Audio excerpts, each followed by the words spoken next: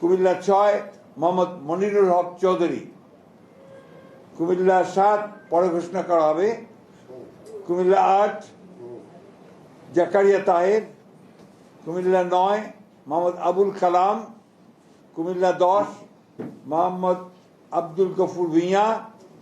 Comilla 11 Mohammad Kamrul Huda. Chandpur 1 Anam Ehsanul Haque Milan. Chandpur 2 Mohammad Jalal Uddin.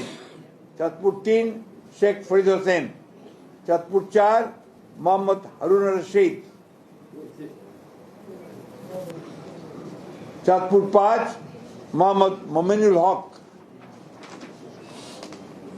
Feni 1 Begum Khaleda Zia.